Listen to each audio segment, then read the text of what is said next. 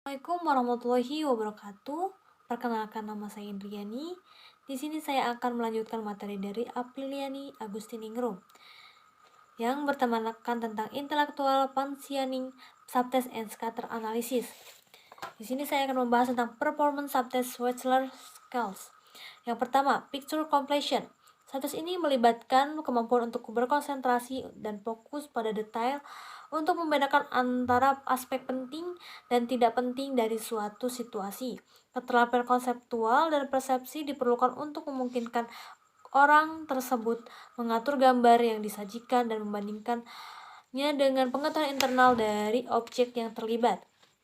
Ide paranoid dapat mengganggu keberhasilan tugas ini karena perhatian yang berlebihan terhadap detail yang tidak relevan dan fokus pada dugaan motif pribadi orang-orang yang digambarkan. Gangguan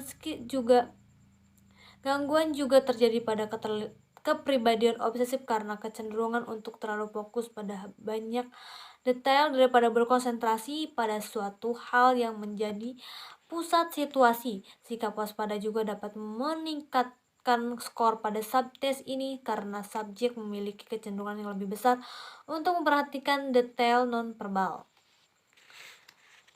Yang kedua, digit simbol coding. Subtest ini melibatkan kemampuan untuk mempelajari materi baru dengan efisien dan mudah.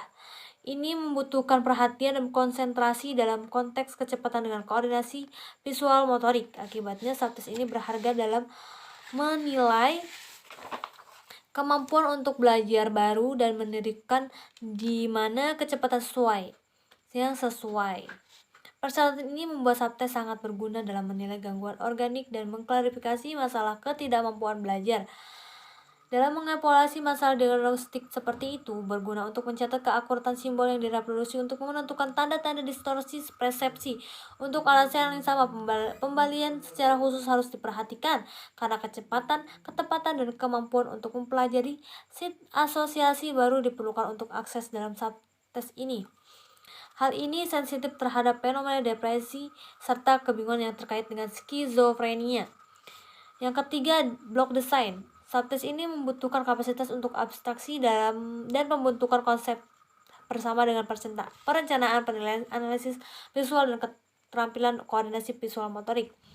Pasien dengan diagnosis skizofrenia, gangguan organik, atau kecemasan yang intens mungkin memiliki kesulitan khusus dengan subtest ini karena melemahnya sikap abstrak yang diperlukan untuk sukses di dalamnya. Pasien dengan depresi mungkin juga mengalami kesulitan untuk berhasil pada subtest ini karena analisis dan sintesis kompleks yang diperlukan dalam konteks waktu. Yang keempat, metric reasoning. Subtest ini mencerminkan seperti halnya penyelesaian gambar fungsi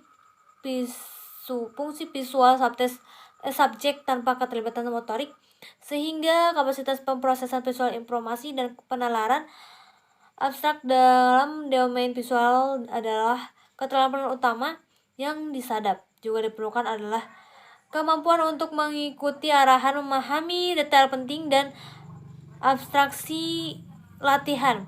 Keberhasilan pada subtest ini dapat terganggu oleh subjek yang cenderung negatif karena mereka mungkin gagal mengakuinya bahwa ada sesuatu yang tidak ada dari pilihan yang melengkapi aspek stimulus yang hilang. Subjek yang impulsif, obsesif, atau bingung seperti penderita skizofrenia mungkin mengalami kesulitan dengan subtest ini jika mereka meloncat ke kesimpulan atau memiliki kebimbangan ide yang mengganggu. Meskipun bukan subtest berjangka waktu, jika waktu respon berlebihan, masalah ideasional atau neurologis mungkin disarankan. Sebaliknya, tanggapan cepat dipertanyakan dapat menunjukkan tren eksplosif. Perencanaan strategi juga terungkap pada subtest ini dengan perencanaan yang mencerminkan kinerja yang berkisar dari pendekatan impulsif hingga coba-coba hingga sistematis. Perbandingan perlu dibuat dengan subtest lain untuk menyoroti fungsi kepribadian impulsif, obsesif, atau bingung, serta kebingungan kemampuan perencanaan. Membandingkan subtest ini bersama dengan penyelesaian gambar dan pengaturan gambar sebagai lawan dari subtest kinerja dengan tekanan waktu dan keterlibatan manual. seperti block design dan digit simbol coding dapat mengungkapkan keberbedaan antara dimensi visual dan visual motor. Yang kelima, picture arrangement. Subtes ini membutuhkan pengetahuan tentang hubungan interpersonal bersama dengan keterampilan perencanaan, penilaian, dan organisasi perseptual. Kapasitas untuk wawasan tentu sifatnya interpersonal dan konseptual dari situasi yang terlibat juga diperlukan bersama dengan apresiasi urutan yang tepat. Adanya gangguan pikiran dapat merusak kombinasi keterampilan ini. Hasil subtes ini dapat dibandingkan dengan subtes pemahaman. Dalam hal implikasi diagnostik, konfigurasi skor di mana pengaturan gambar tinggi dan pemahaman rendah yang dapat menunjukkan kecenderungan psikopat. Ini akan mengikuti dan persyaratan dalam subtes pengaturan gambar untuk wawasan cepat tentang manipulasi interpersonal diikuti oleh tindakan motorik cepat, kurangnya kemampuan untuk membedakan penilaian moral dan sosial yang lebih halus, dan hukuman untuk impulsif dapat mengurangi skor subtes pemahaman. Subtes kinerja skala kecerdasan Wechsler sampel berbagai variabel kognitif dan kepribadian, termasuk jangka pendek dan praktis memori kerja, perencanaan abstraksi, konseptualisasi, kebutuhan struktur, kemampuan untuk mempelajari materi baru, persepsi rincian, analisis persepsi, koordinasi, visual motorik, mengidentifikasi pola dan kepekaan terhadap interaksi sosial. Karena sebagian besar subtes kinerja diatur waktunya berfungsi dalam kaitannya dengan kecepatan dan menghasilkan indikasi tentang berbagai kemungkinan diagnostik. Misalnya, 2 implikasi diagnostik yang luas mencakup kemungkinan depresi karena keterlambatan psikomotor dan kondisi impulsif yang menyebabkan berbagai kesalahan. Selain itu, mempertahankan kualitas fokus, perencanaan, dan ketekunan di area yang berorientasi visual ini mengharuskan subjek mengendalikan kecemasan, mengatasi kebingungan, menoleransi frustasi, dan membatasi gangguan obsesi, impulsif, dan kewaspadaan berlebih. Conclusion.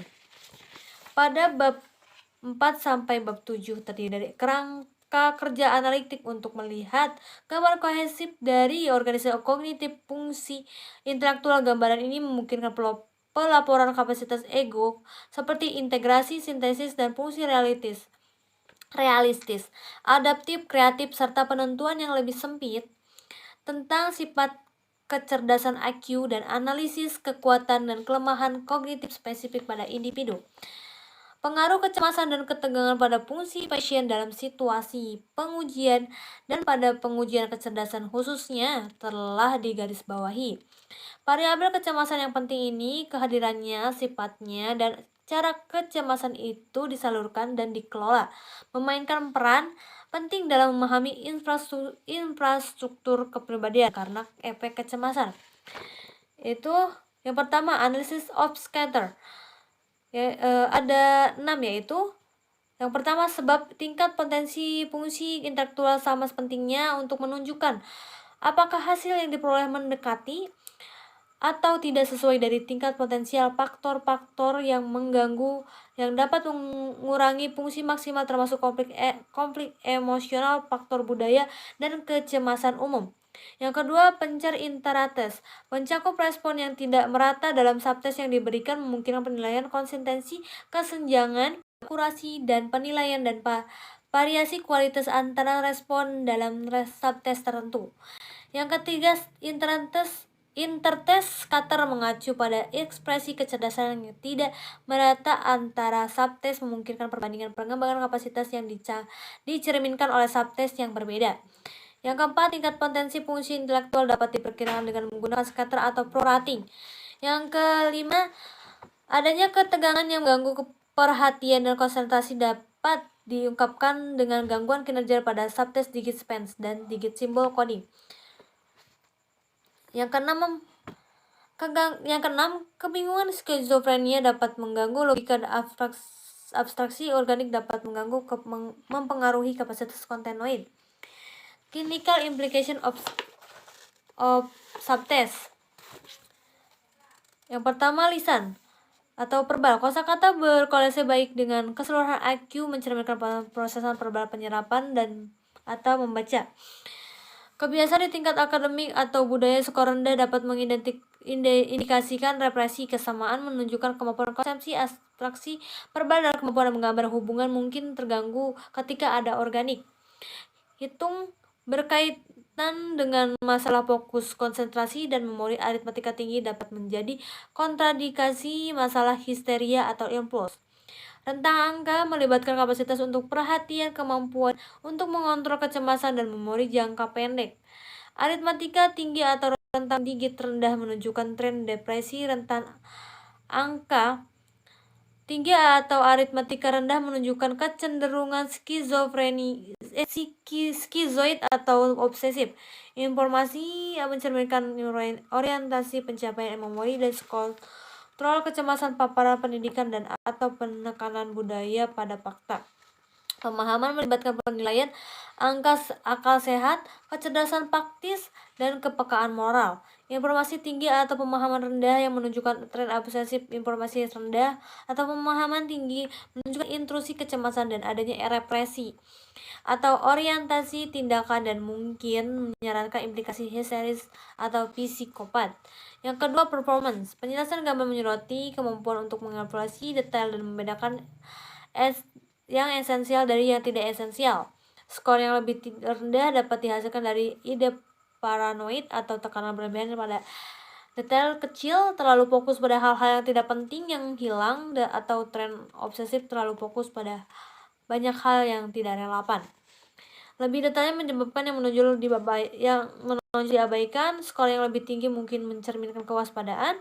Digit simbol decoding melibatkan koordinasi visual motorik, kemampuan untuk pembelajaran baru yang efisien, perhatian, konsentrasi, dan memori jangka pendek. Dalam konteks kecepatan mungkin terpengaruh oleh organik, gangguan fenomena depresi, dan kebingungan skizofrenia. Continued. Yang pertama, block design, yang kedua metric reasoning, yang ketiga picture arrangement. Ringkasan materi atau summary dalam 2 bab sebelumnya, analisis dan pelaporan pengujian kecerdasan dalam pelaporan psikodiagnostik telah dipertimbangkan kebutuhan untuk menunjukkan kisaran di mana IQ air terjun ekuivalen persentilnya dan perkiraan potensi tingkat fungsi yang optimal di samping IQ score itu sendiri dibahas. Selain itu, metode itu untuk menganalisis dan melaporkan perbedaan antara area verbal dan kinerja fungsi intelektual yang disajikan. Kelompok subtes ini diatur untuk membandingkan pengelompokan ini satu sama lain. Kapasitas intelektual dan kognitif masing-masing subtes diidentifikasi dan terkait dengan hipotesis diagnostik yang terkait dengan temuan tertentu. Sekian materi dari kami, kurang lebihnya saya mohon maaf. Wassalamualaikum warahmatullahi wabarakatuh.